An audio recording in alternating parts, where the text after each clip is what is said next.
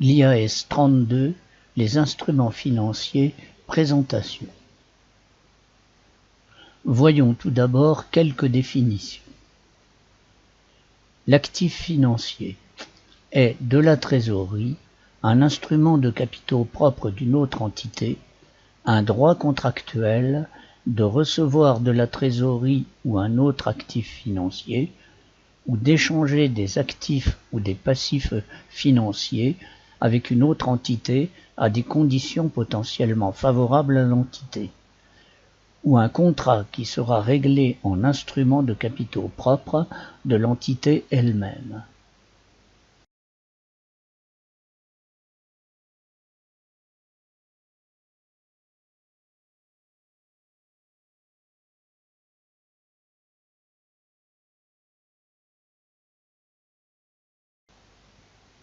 Exemple courant d'actifs financiers. De la trésorerie, les comptes banques, les caisses, les titres de placement ou de participation, les prêts, les créances clients.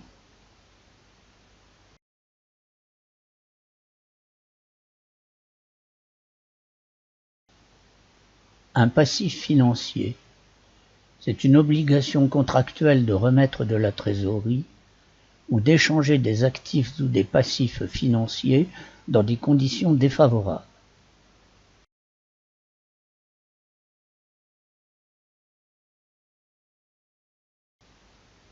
Exemple courant, les dettes fournisseurs, les effets à payer, les emprunts.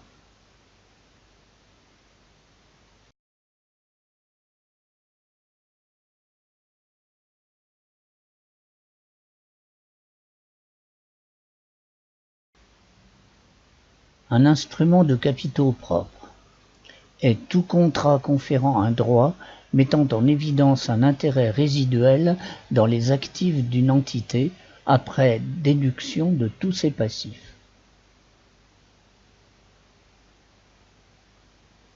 Exemple courant, les actions ordinaires ou privilégiées, les parts de capital social, les bons de souscription et options d'achat d'actions.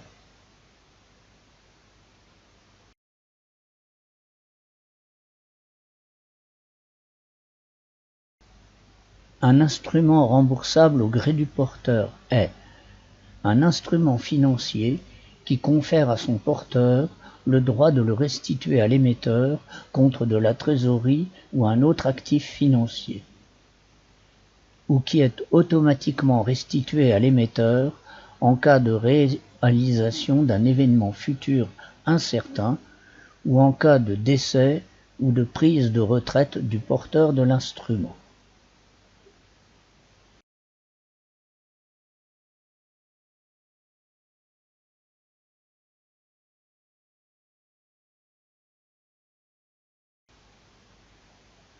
Voyons maintenant les règles de présentation. L'émetteur d'un instrument financier doit, lors de sa comptabilisation initiale, classer l'instrument ou ses différentes composantes en tant que passif financier, actif financier ou instrument de capitaux propres, selon la nature de l'accord contractuel.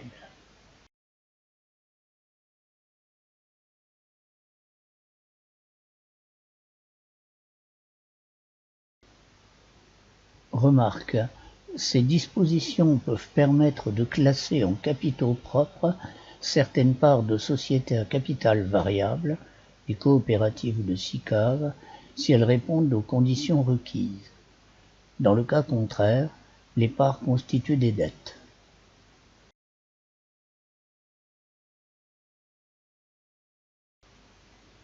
Les actions remboursables, à une certaine date, qu'elles soient privilégiées ou non, sont des dettes, ou des capitaux propres si la décision de remboursement appartient uniquement à l'émetteur.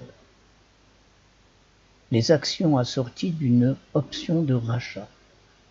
Ce sont des dettes si l'option appartient à l'actionnaire, ou des capitaux propres si l'option appartient à l'émetteur.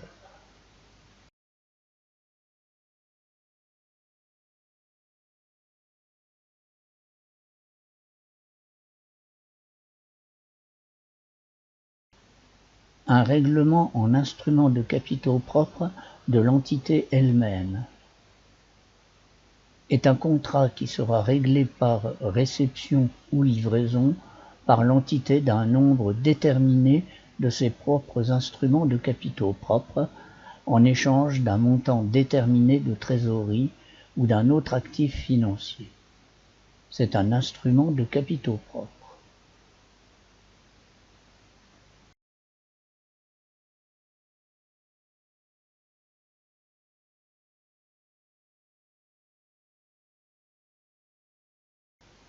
Les instruments remboursables au gré du porteur. Ils sont classés en capitaux propres si ils ouvrent droit à une quote-part des actifs nets en cas de liquidation. Ce droit est subordonné à celui de toutes les autres catégories d'instruments. Il ne comprend pas d'autres droits à remettre de la trésorerie. Les flux qui lui sont attribuables durant sa vie sont basés essentiellement sur le résultat.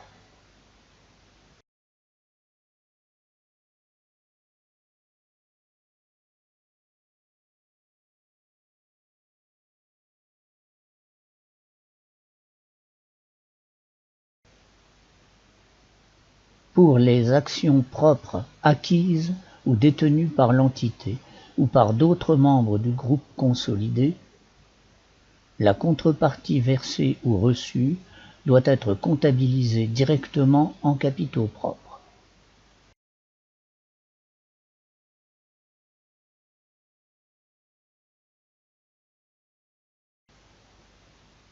Dans le cas de rachat de ses propres instruments de capitaux propres, ceux-ci doivent être déduits des capitaux propres. Aucun profit ou perte ne doit être comptabilisé en résultat net lors de l'achat, de la vente, de l'émission ou de l'annulation d'instruments de capitaux propres de l'entité.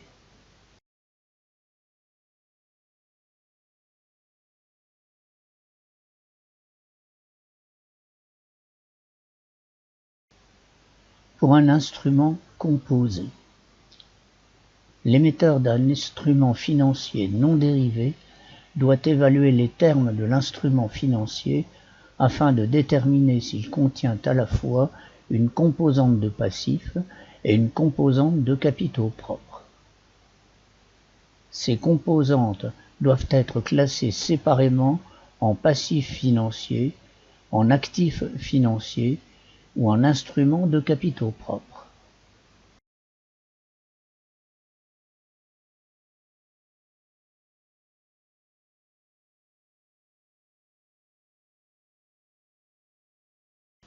Cette règle s'applique aux emprunts convertibles. Lorsque l'emprunt est convertible en actions, il s'agit d'un contrat composé qui doit être séparé en deux chez l'émetteur. Un emprunt classique valorisé aux conditions normales de marché et une option d'achat figurant en capitaux propres.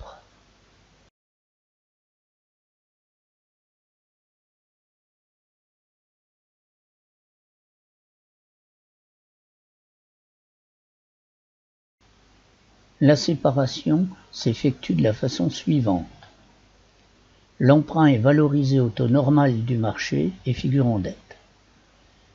La valeur résiduelle du prix d'émission constitue l'option d'achat d'actions et figure en capitaux propres.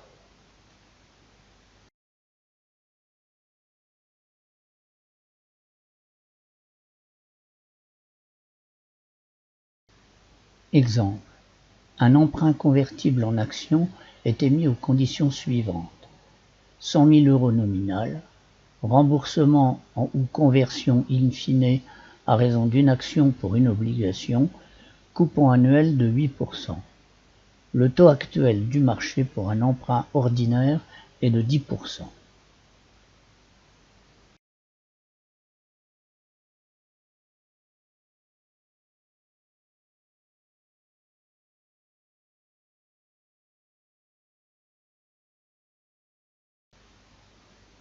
Au jour d'émission de l'emprunt, sa valeur actuelle est de 100 000 au taux de 8%, qui est le montant nominal de l'émission, mais 92 418 au taux normal du marché de 10%.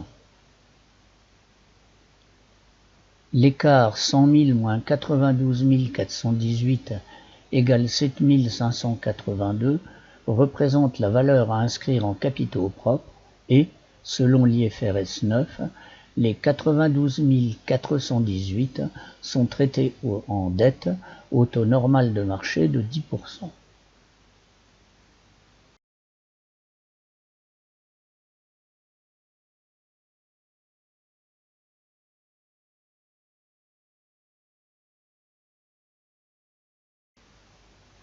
Les intérêts, dividendes, profits et pertes liés à un instrument financier ou à une composante constituant un passif financier doivent être comptabilisés à titre de produit ou de charge en résultat net.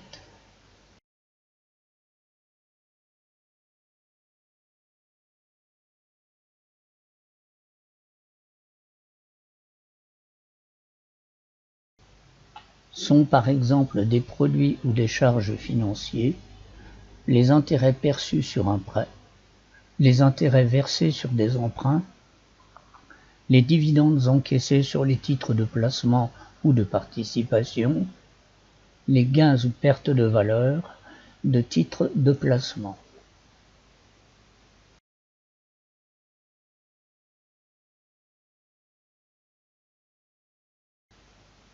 Les distributions aux porteurs d'instruments de capitaux propres doivent être directement comptabilisées dans les capitaux propres.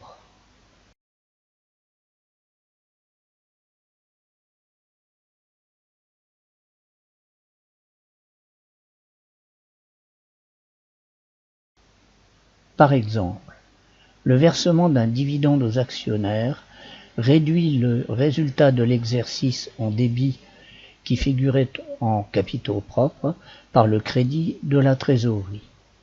La distribution de réserves aux actionnaires est directement inscrite au débit des réserves et au crédit par la trésorerie.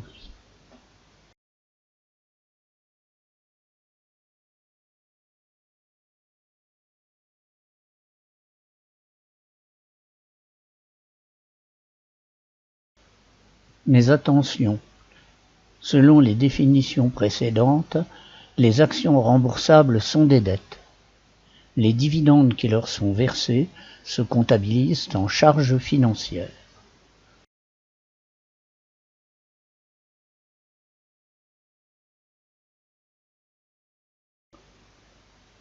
Les coûts de transaction d'une transaction sur capitaux propres doivent être comptabilisés en déduction des capitaux propres.